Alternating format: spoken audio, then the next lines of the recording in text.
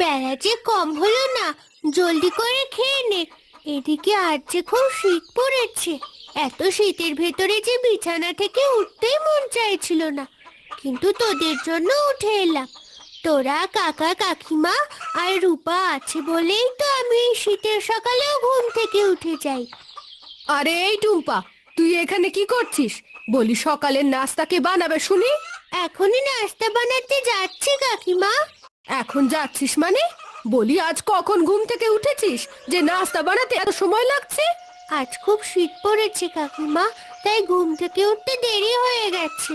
প্রতিদিন তোর এই একই কথা শুনতে শুনতে আমার কান একেবারে পচে গেছে। কাল থেকে যদি সকাল সকাল ঘুম থেকে না উঠতে পারিস, তাহলে তোর আর এই বাড়িতে জায়গা নেই। কথাটা মনে থাকে যেন।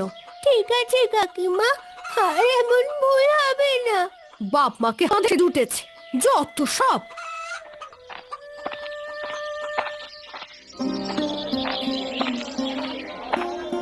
বাবা, ওই দেখো কত সুন্দর মাংসের হাট বসেছে। ইস, আমার যে মাংস কিনতে খুব ইচ্ছে করছে। আজ কতদিন হলো মাংস কষা খাই না। ঠিক আছে মা, আজ তোকে মাংস কিনে দেব। আগে অন্য বাজারটা করি, তারপর মাংস কিনবো।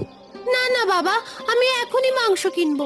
তুমি আমাকে টাকা দাও, আমি মাংস কিনে নিয়ে আসছি।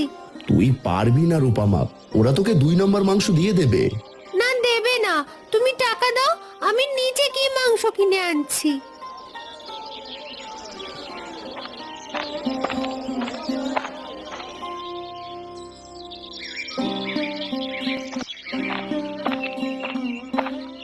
এই যে কাকা, মাংস কত করে কিলো? মাংস মাত্র 300 টাকা কিলো। তা কত কিলো নেবে গো? বেশি না, মাত্র 1 কিলো হলেই হবে। শীতের দিনে মাংস কষা খাবো। এই তো ছোট একটা মেয়েকে পেয়েছে, এবার ওকে বোকা বানিয়ে পচা বাসি মাংসগুলো গুছিয়ে দিয়ে একেবারে। কি হলো কাকা, দিন। হ্যাঁ দিদি, দাঁড়াও, এক্ষুনি দিচ্ছি।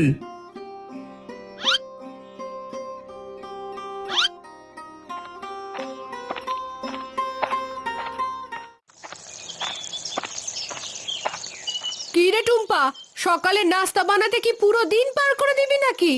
না না কাকিমা, সকালে নাস্তা বানানো হয়ে গেছে।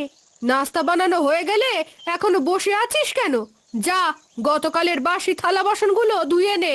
ঠিক আছে কাকিমা, এখনই থালা বাসনগুলো ধুয়ে আনছি। মা, ও মা, এই দেখো আজ বাজার থেকে কি এনেছি। কি এনেছিস রূপা মা? আর তোর বাবা কোথায়? বাবা আরো বাজার করছে মা, আর আমি শুধু মাংস কিনে চলে এসেছি। আজ শীতের ভেতরে মাংস কষা খাবো। এই টুম্পা, আজ কষিয়ে মাংস রান্না করবি? ঠিক আছে রূপা দিদি, আমি কষিয়ে মাংস রান্না করে দেবো।